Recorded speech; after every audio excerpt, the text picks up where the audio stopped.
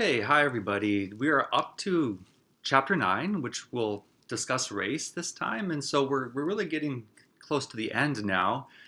Chapter 9 will be on race, chapter 10 will be on family, and then we'll just have a couple readings. So we're getting close to the end here. And race obviously is a very central issue. It always has been. It's become more put into the forefront, obviously, with the police killings, with the resurgence of the Black Lives Matter movement. So it's a very important issue to discuss this week and to discuss in the future. Like all chapters, we have to begin here this kind of paradoxical situation, right? So it's a strong paradox. Race, as scientists now know it, has no biological basis. There's no genetic basis to race, which we'll talk about more this hour. But nonetheless, race is very real, right? It's very real in its life or death consequences. But again, race, even though it has no biological or genetic component, it's real because society has made it real. Our society has constructed the idea of race, and the idea of race in the United States obviously goes back to white supremacy with the subjugation of Native Americans and the enslavement of Africans. So this is how race, of course, formed in the United States, and it's not how race formed in other countries. So every culture has different underpinnings of race, and we're going to talk a little bit more about that. So let's discuss this myth of race, right? So race can be defined as a group of people who share a set of characteristics. Usually it's skin tone, hair texture, or the way eyes look, right? So race can be defined as a group of people who share what appears to be a difference, right? But in reality, the difference is only skin deep, right? So racism is the belief that members of separate so-called races possess different and unequal traits, right? Even though we know, again, that these differences are only skin deep, and that's what we assign, but we assign all this meaning and value to these superficial differences. We can think of racism in a sociological way, not as these individual acts, although that can be considered racism too, the individual acts of particular and individual people. But in sociology, we need to think of racism much more broadly than this. We can think of racism as a more social disease that affects everything, right? It infects everything around it.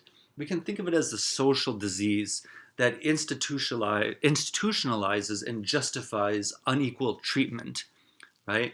And racism is about power. Racism is about acting out on prejudice. Someone in a more powerful position who is acting out on their prejudice and affecting the life chances of other people. And of course, this power had been handed down intergenerationally. So again, I like the idea of racism as a social disease. And just like coronavirus, right? Racism can sometimes be invisible. Racism can sometimes be very insidious. Racism can sometimes be lurking and hiding in the shadows, and it's not that visible, and it makes it very dangerous. Just like coronavirus, you don't have to have any, visible symptoms to be infected with it. And so it's something that just permeates the society, and it shapes people's beliefs. It shapes people's cognitive traits. It shapes people's reactions, right? Our reactions to events, our reactions to how we view people. So we'll talk much more about this. But let's talk more about the myth of race and how race is a social construct, right? That changes over time and across different contexts, right? So this is the key. This is the key. Race is an idea. Okay? This is very important. Race is an idea that evolves over time, that has a history, that is constructed by society to further certain political and economic goals. Okay? And so this is what race is. Race is not genetic. It's not biological. It's a political and social construct that is deliberately constructed to benefit certain groups of people and to disempower other groups of people, right? And so in the United States, race was constructed out of European and white supremacy, right? So wealthy property people of English and Dutch descent, they were considered to be the highest caste, right? And upstart European merchants who came to the US and free independent farmers could climb into this social background, but only if they owned land, and only if they were male, and only if they had the right, had the right skin tone. So the idea of race in the United States evolved very dramatically. This is how race evolved in the U.S. The first race was Christian. Okay, these were white property owners. The race was considered Christian. Then the race was English. Then the race was free, and then we had the category of white. Okay, so this is the evolution of race in America. So we're not going to go into all of this history, but we are going to talk a little bit about kind of what happened in the US. And so, again, most people who came to the United States in the early American colonies were very poor. They were escaping England.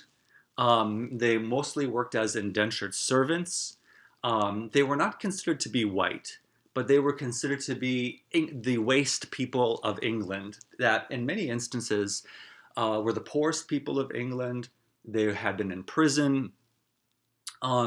They were the manual workers. They were the people who were pushed off their land during the enclosure period in the 16th and 17th centuries in England.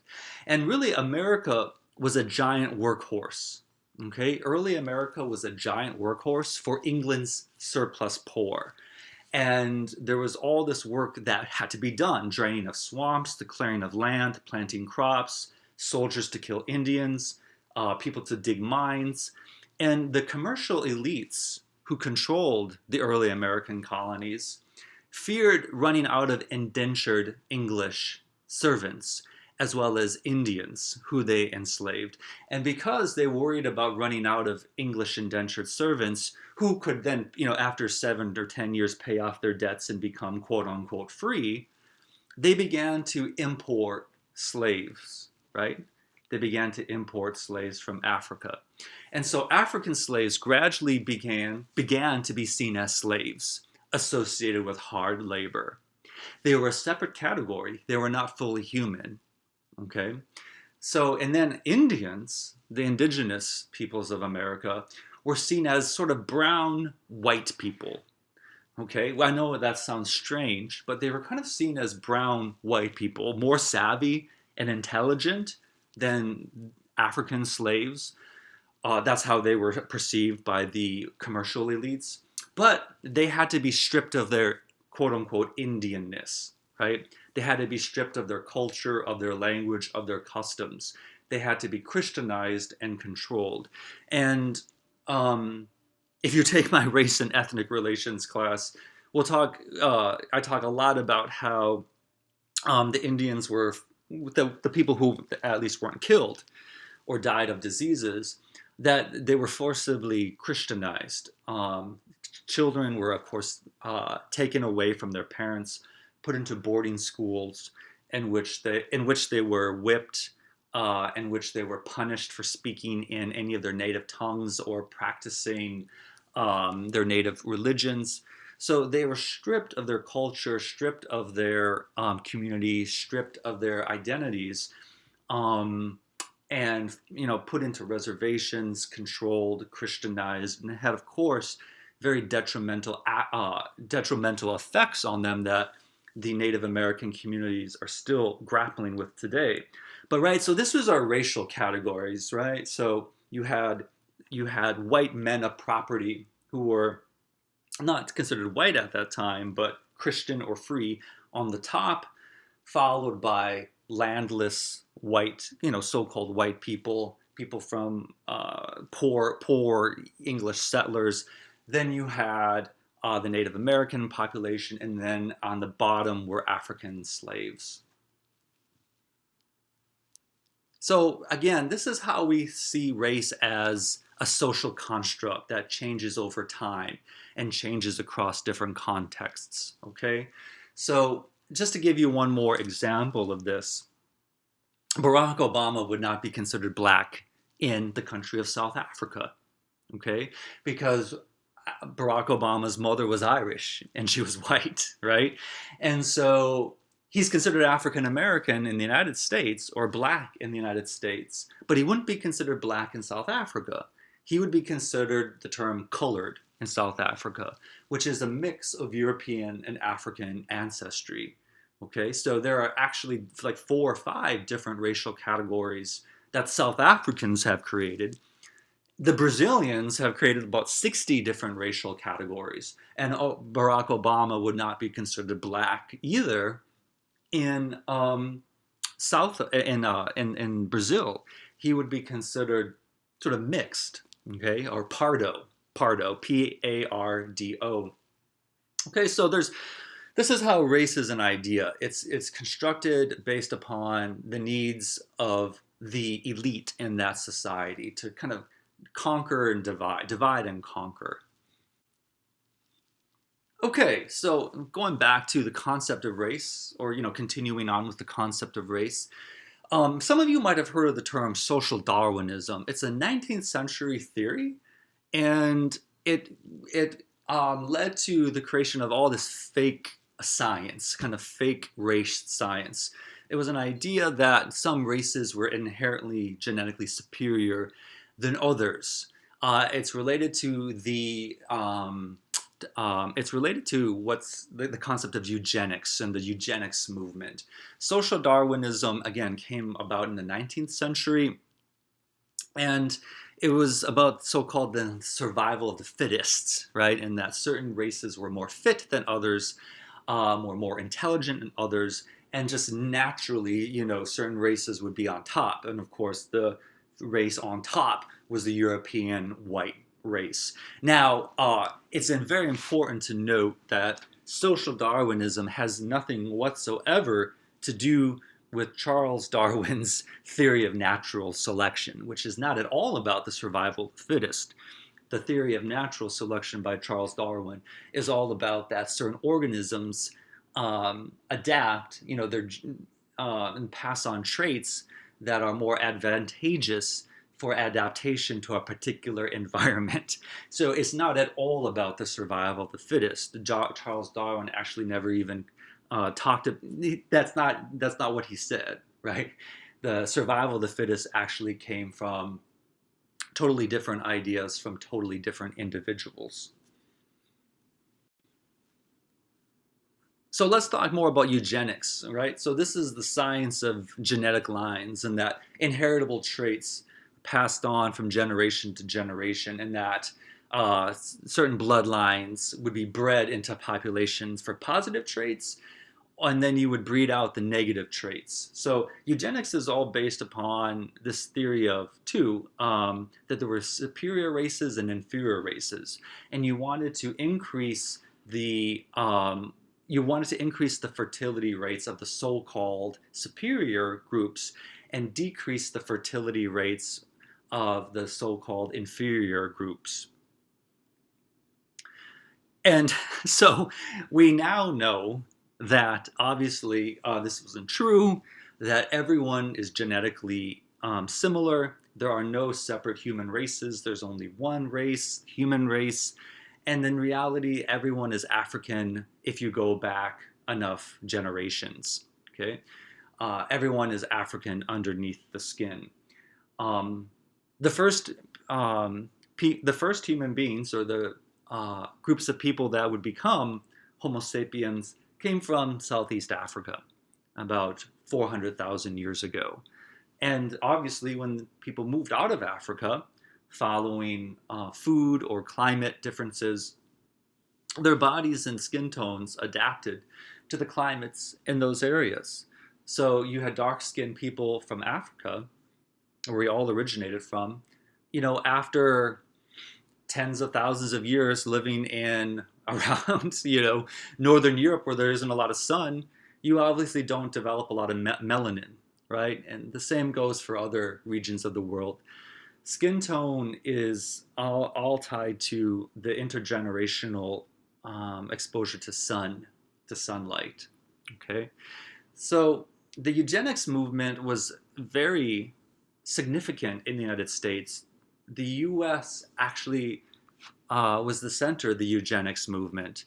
You had very powerful families like the Kellogg family, which is Kellogg cereal, the Rockefeller family, which is Standard Oil, Exxon, which is Exxon today, who are important backers and funders of eugenic junk science.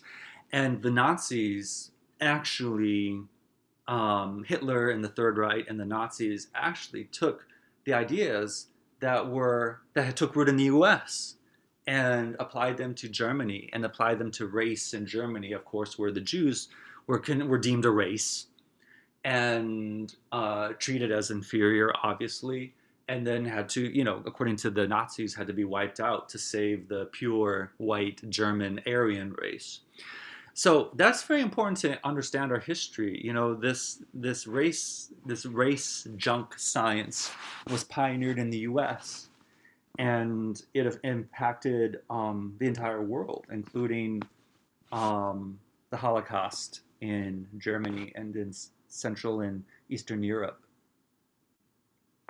Some of you might have heard of the so-called one-drop rule. Okay, this is another way in which race has evolved in the United States. The one-drop rule basically is this assumption that anyone who has any African ancestor is considered to be black. Okay, so we used to have, and it wasn't always considered to be so. Okay, and it was different in different states. So Virginia had different race determination than New York, and New York had different race determination than Florida. And, so you could cross state lines, theoretically, and be a different race. Okay, so, but racial lines hardened in the 19th century so that in most states, especially southern states, if you had any African ancestor, that person was deemed to be black. The old category of mulatto faded, okay, and you had a more of this hardened line between white and black developing in the 19th century. Miscegenation is a technical term that outlaws multiracial, sexual relations in marriage. And all the states had miscegenation laws, and some states overturned their miscegenation laws earlier than others.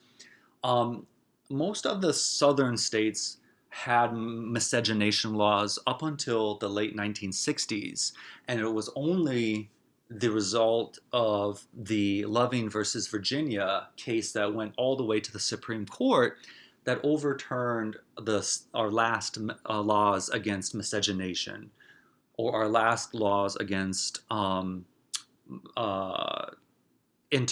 marriage. Okay, but the laws have changed, but society usually changes much more slowly than the laws. And so even though it's been more than 50 years since interracial marriage has been outlawed, the degree of marriage between white people and black people is very, very low. It's less than 3% of marriages. There is more inter-ethnic marriage, interracial marriage between people of Asian descent and people of European descent in the United States. Okay, so the textbook also talks about this concept called racialization. Racialization is the formation of a new racial identity in which new ideological boundaries of differences are drawn around a formerly unnoticed group of people. And so racialization is very important because the United States has long attracted groups of people from different regions of the world. And usually, when a new immigrant group came in, that immigrant group was racialized. Okay. Now, the book talks more about this. The documentary that you're going to be watching talks more about this as well. So I'll just say a little bit here. Um, when September 11th happened, this changed many Americans' view of so-called, people who were Arab or who looked like Arabs, people who were Muslim or looked like Muslims. And what people don't realize, and this is kind of besides the point, but most Arabs or most Muslims are not Arabs, and you have a lot of Arabs who are not Muslim.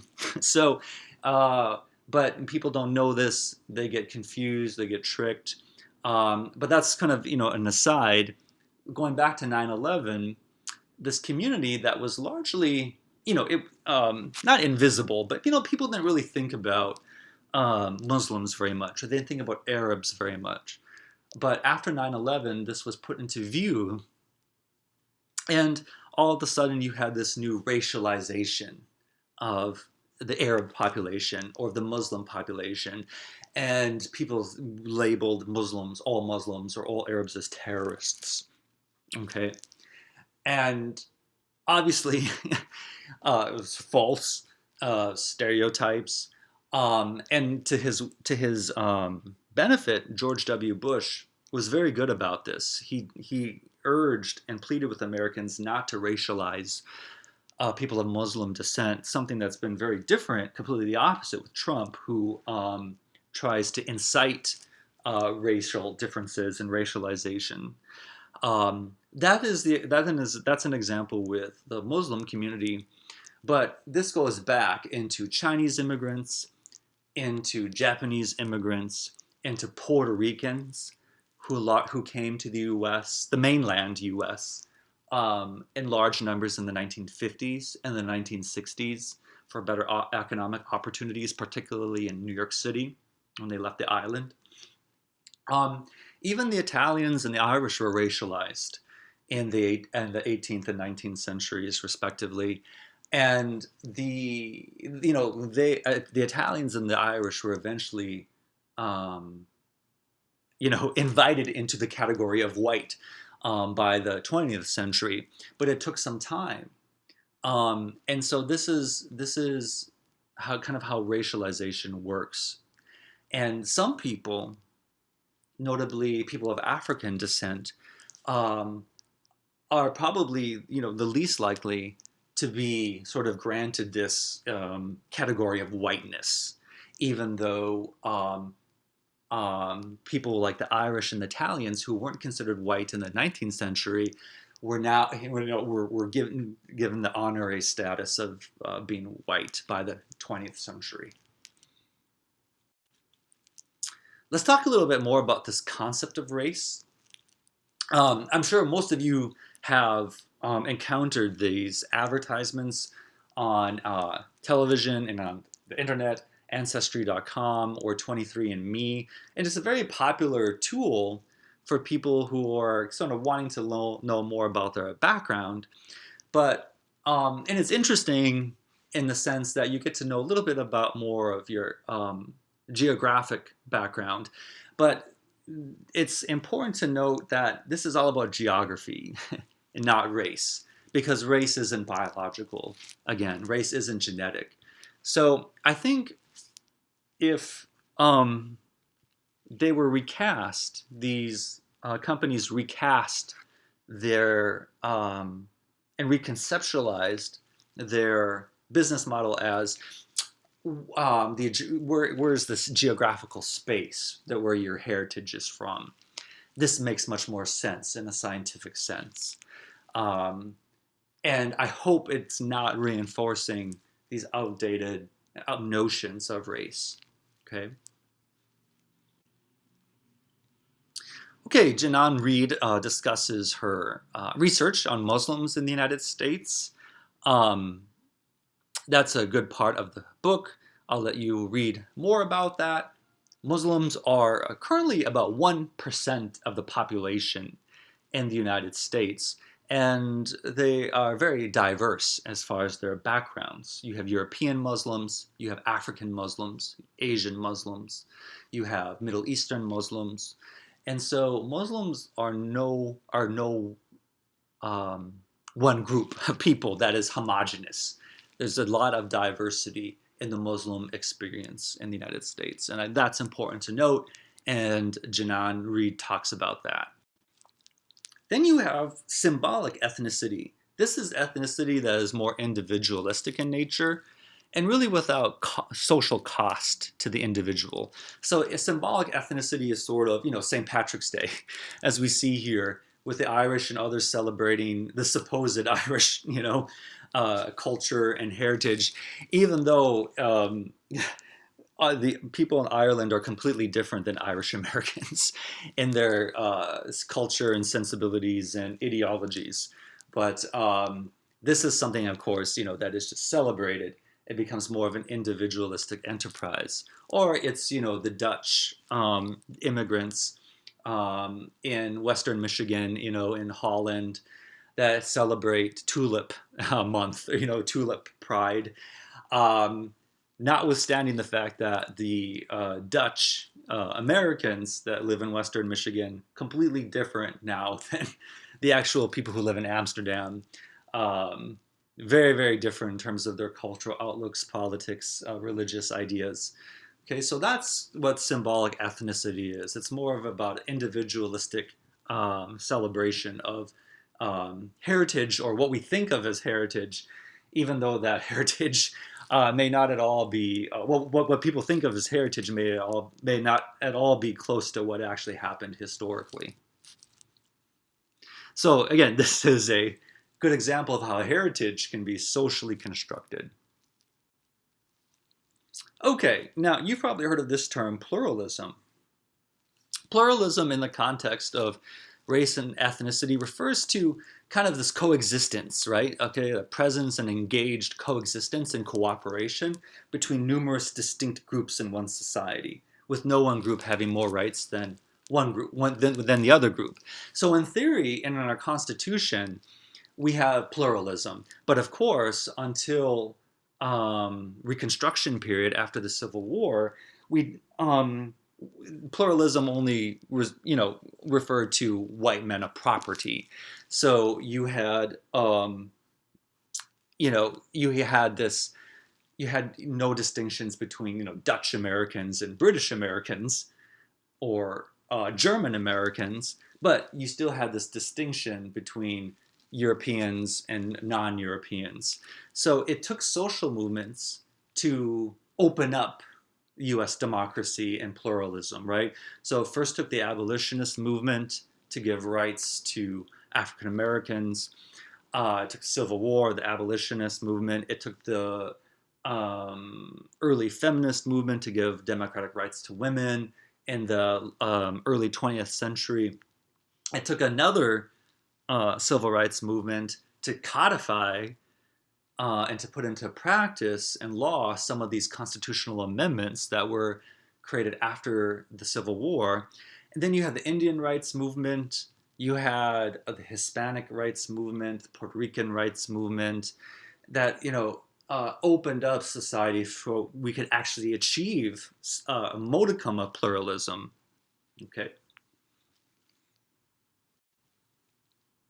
Okay. So segregation, obviously a concept term that you've all heard of, refers to the legal practice, okay, a legal or social practice of separating people on the basis of their race and ethnicity. So the civil rights laws of the 1960s officially ended legal segregation, particularly in the South. However, segregation still exists in the United States today, just in more insidious terms. But let's talk a little bit about segregation prior to the civil rights movement. So obviously you had a segregation in schools, and that's a whole, you could have an entire class just on education, the sociology of education in the United States. But obviously, you had a segregation of schools, and this was throughout the US, not just in the South. You had a segregation of hospitals. You had black hospitals that were um, extremely equipped, lacked any type of high quality facilities and treatments. So you had segregated schools, segregated hospitals, segregated hotels, segregated universities, segregated amusement parks, segregated theaters, segregated restaurants. Um, so in this, was perfectly legal until the civil rights era and the civil rights legislation. And of course, it didn't happen just in the South. In Flint, Michigan, for example, and many other cities in the North, you had legal segregation, segregated schools, segregated hospitals, segregated theaters. So it wasn't just a Southern thing, it happened nationwide. Today, legal segregation, no longer exists in the same way. Segregation now is more built into geographic space. So segregation is seen today in our spatial units in our society, our geographic spatial units in our communities. We start out with segregated neighborhoods. Most metropolitan areas are hyper segregated. So, for example, in Detroit or Chicago, 80% of people would have to move in order for the neighborhoods in Chicago and Detroit to be integrated racially. And this is a result of many different institutional practices and current practices in the past. But so you start out with segregating neighborhoods, and then obviously you have segregated housing. And then because we have geographic based public education, you have zones that are based on neighborhoods. So kids from this neighborhood go to this school. Well, because the neighborhoods are segregated, then the schools end up being segregated. And because the neighborhoods are segregated, you have hospitals that serve predominantly African Americans. You have hospitals that serve predominantly Hispanics. And you have hospitals that predominantly serve Asians and whites. And with the same results, the hospitals in majority areas are very under-equipped in terms of the lab facilities, the quality of care, the experience of nurses and doctors, the funding. And so you see this permeate society despite legal segregation being over for more than 50 years.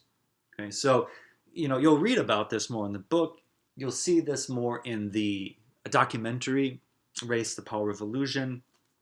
But it's something to really take notice of. So let's talk more about responses to subordination and domination. So, let's go back to where we started, right? So again, race is an idea, right, that evolves over time, that has a history, that is constructed by society to further certain economic and political goals, right? So this is how we have to see race in the United States, okay? You first had the economic and political, the political and economic establishment first subordinated people of African descent, and then developed prejudicial ideologies to justify this oppression. That's where white supremacy comes from. It's an ideology that was formed to justify the subordination and oppression of African slaves. And so you had different responses to this. So obviously slavery was abolished after the Civil War. But then you had a few years of Reconstruction, where you had real legal victories for people of African descent. You had black governors, you had black mayors in the South, you had black people in the state and national legislatures. But that all ended with, you know, uh, when the federal troops were driven out of the South. And then we had 70 years of Jim Crow segregation, legal segregation in the South, and a lot of legal segregation in the North. And obviously, the civil rights movement challenged that segregation. So the core, the crux of Dr. Martin Luther King's response was inclusion. He wanted African Americans to be included into the mainstream society with all the rights and responsibilities that were already given to people of European descent. So King wanted inclusion, King wanted integration. That was very different from the movements for Native American rights that was occurring at the same time. So the American Indian movement was very different than King's movement.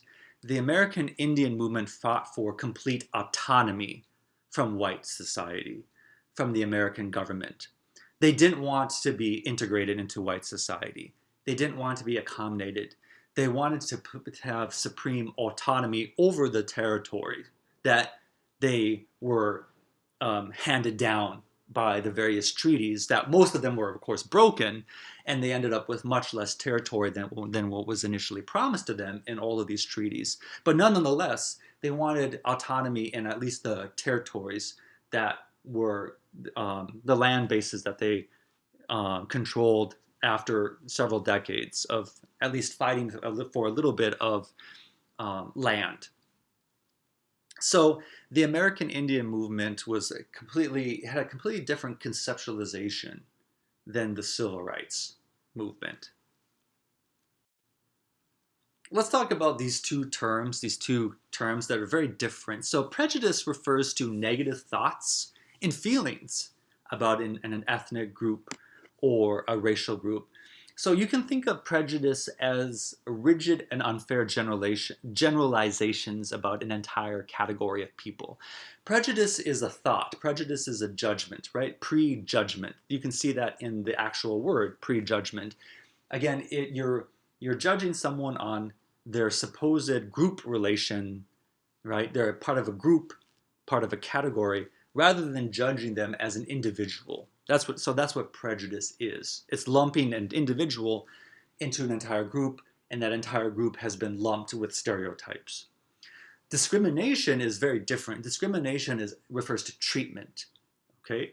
Whereas discrimination refers to treatment, harmful or negative acts by people deemed inferior. So the interesting thing here is people can be prejudiced, but choose not to discriminate, okay? Or you can discriminate without being prejudiced, okay? And if this was an actual, in-person class, we could really talk much more about this. Discrimination without prejudice is much more common in the U.S., and it's based much more about institutional practices. Just how institutions are structured can be discriminatory, okay? Even if the individuals in those institutions aren't prejudiced themselves, because the institution has been set up in such a way over decades, over time, it can have discriminatory outcomes. Okay, so we'll talk a little bit more about that, and you'll hear more about that in the documentary.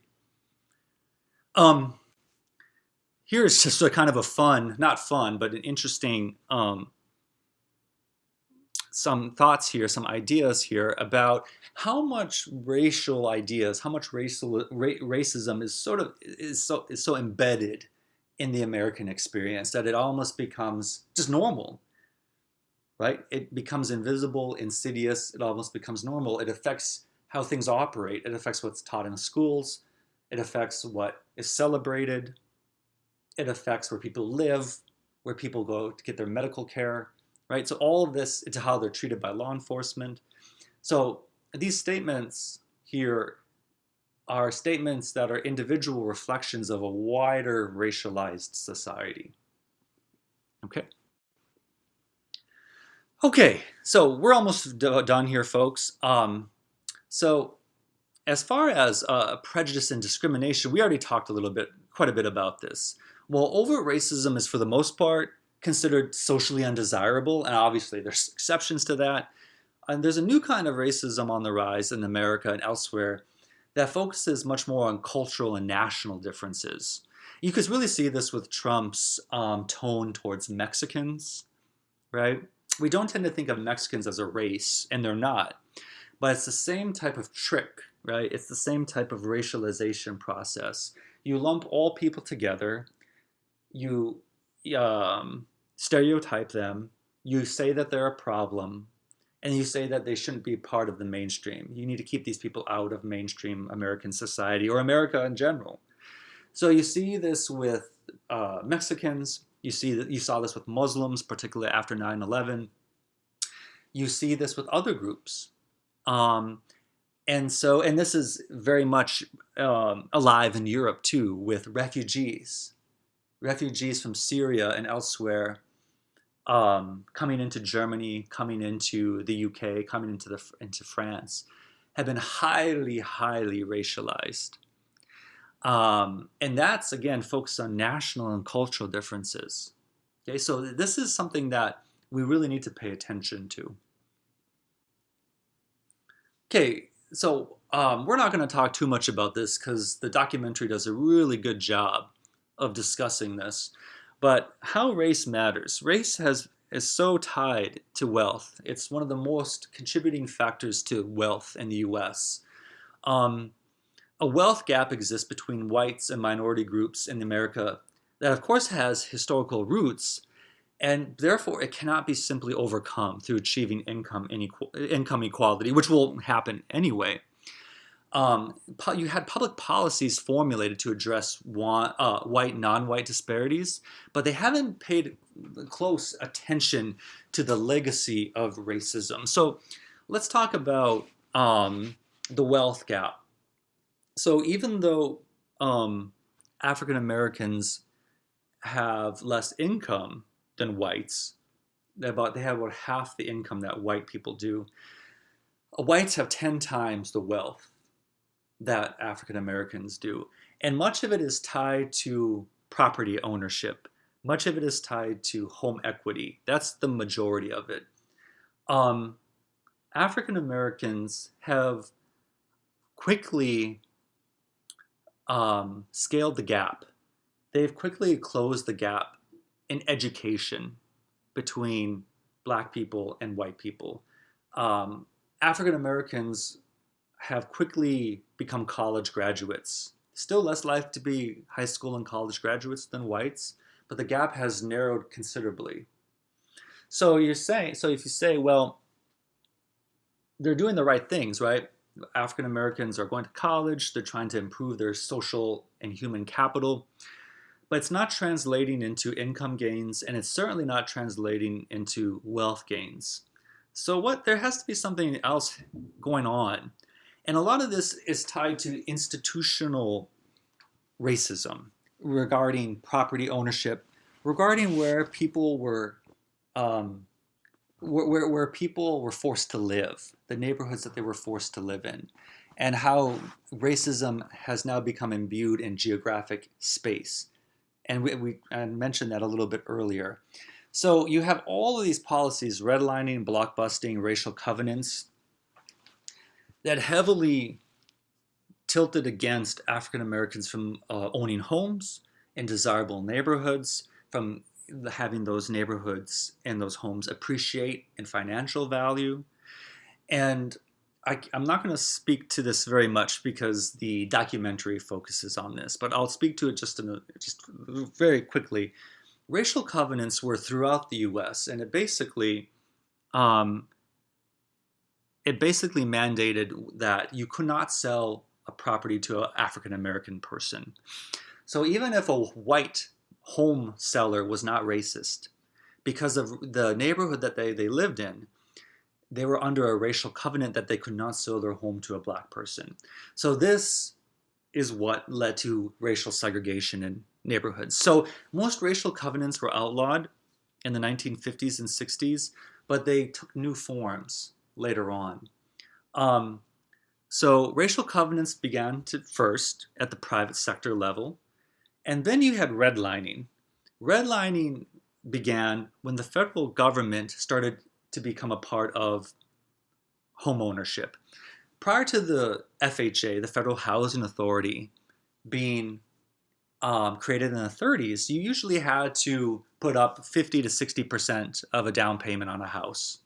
Okay, and banks were very unwilling to lend money because it was highly likely that someone would lose their job, couldn't afford the mortgage, it would go into foreclosure, the bank would lose money.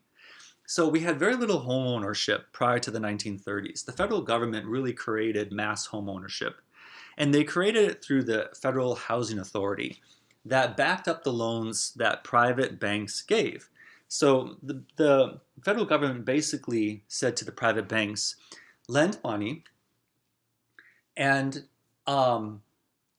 you can lend money to anyone who is financially stable, who has a good credit score, and but beyond a good credit score, that person also had to be white generally. So the FHA's creation led to mass home ownership, particularly for people of European descent, beginning in the 1930s.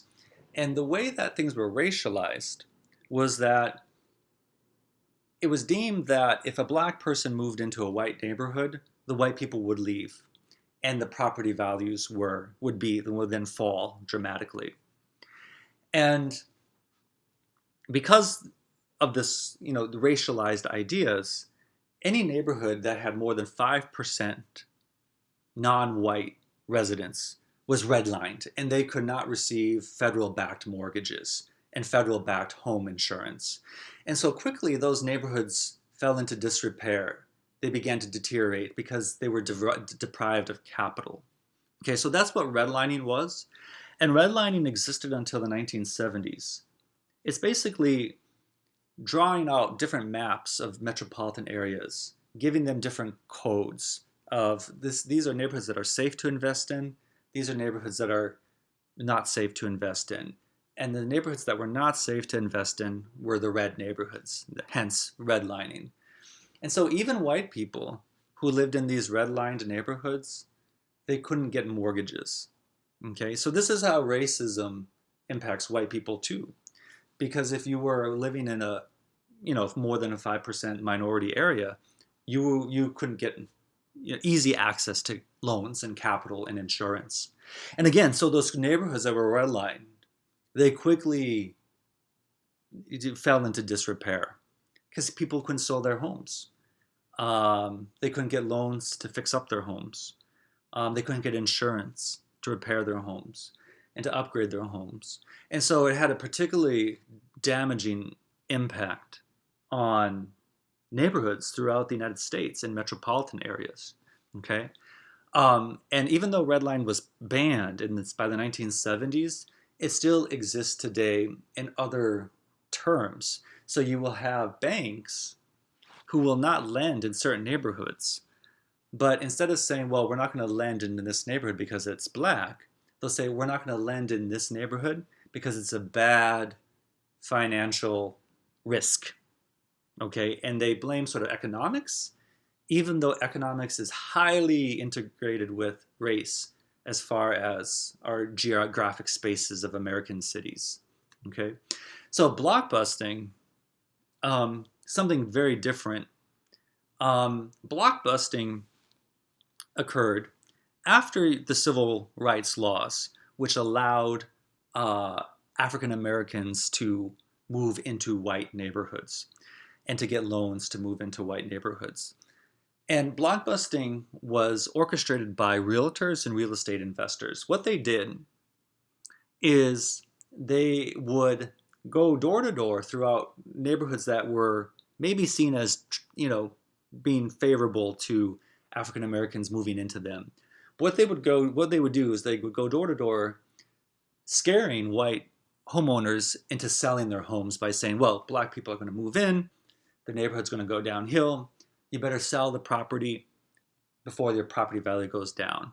So what blockbusting did is it put so much fear and panic into home owners that they sold their homes at below market prices, and then the realtors picked up those homes and sold them at inflated prices, at inflated terms, and with bad terms to African American clients.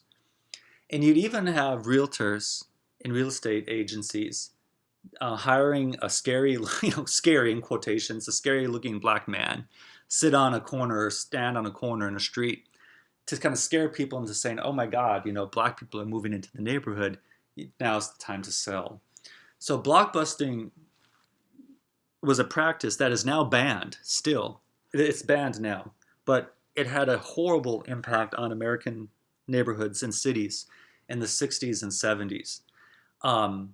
You had neighborhoods that were 90% white in 1960 that were on 90% black by 1970 because of all this panic selling. Okay, so we're almost done here. Just the census. Now we have the 2020 census coming up and starting. But the 2000 census created for the first time separate categories for race and ethnicity, and for the first time allowed people to check off more than one box for a racial identity. So it was an attempt by the census, attempt by the US government to get away from these old racial categories and to let people sort of define themselves. I guess that's progress. It's still not, where it needs to be, but at least they're moving in the right direction. It'll be interesting to see the results of the 2020 census that have now been appended by coronavirus. The data collection has been heavily impacted by coronavirus. It'll be interesting to see how American self-identity has changed and how the statistics of the U.S. have changed in the last 10 years since the last census. Okay, so we'll leave it at that for today. Let me know if you have any questions. Thanks, everyone.